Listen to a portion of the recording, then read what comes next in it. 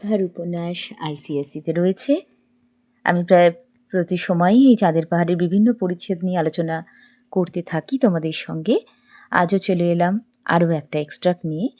তোমরা শুনে বলো বা ভাবো এটা কোন পরিচ্ছেদের অংশ। কিন্তু আলিয়ার পেছনে ছুটবার সাহস আছে তোমার?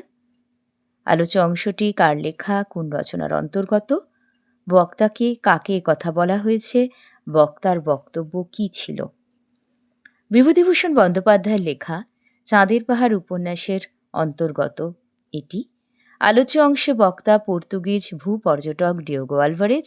সে কথা বাংলার একজন ভাগ্যান্বেষী যুবক, সাহসী যুবক, অজপাড়াগাঁয়ের সেই যুবক যার নাম শঙ্কর। তার কথা বলা হয়েছে। সে আফ্রিকা এসেছে ভাগ্য অন্বেষণের জন্য।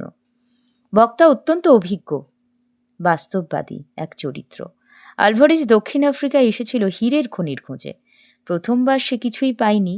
বুয়োর যুদ্ধে যে সৈনিক সে হয়ে চলে গিয়েছিল, কিন্তু যুদ্ধ থেকে ফিরবে আবার সে এসেছে হীরের খনির মায়ার জালে। হীরের খনির এক মায়াময় মুগ্ধতা, সৌন্দর্য তাকে বারবার আকর্ষণ করে টেনে নিয়ে এসেছে এখানে। আলিয়ার আলো যেমন কখনই সত্যিকার আলোর স্থানটা দখল করতে পারে না, সে যেমন ক্ষণিকের জন্য আলো দিয়ে আবার নিভে যায়, তেমনি হীরের খনির সন্ধান পাওয়াটা কিন্তু খুব কঠিন। মাঝে মাঝে আশার সঞ্চার হয়, আবার সেটা নৈরাশ্যের অন্ধকারে দূরে চলে যায়। তা যেন মরীচিকা। তৃষ্ণাত্বের যে তৃষ্ণা তা না মিটিয়ে কেবল যেন বৃদ্ধি করে চলে। আর হীরের খোঁজে বেরিয়ে কত পর্যটক যে প্রাণ হারিয়েছে তার তো ঠিকানা নেই। কিন্তু তবুও কি মানুষ স্থির হয়ে আছে? তার ধৈর্য, তার নিষ্ঠা, তার অধ্যাবসায় অনেককেই আবার সাফল্য এনে দিয়েছে। হয়তো সেই হীরে তাদেরকে ধনী করে দিয়েছে।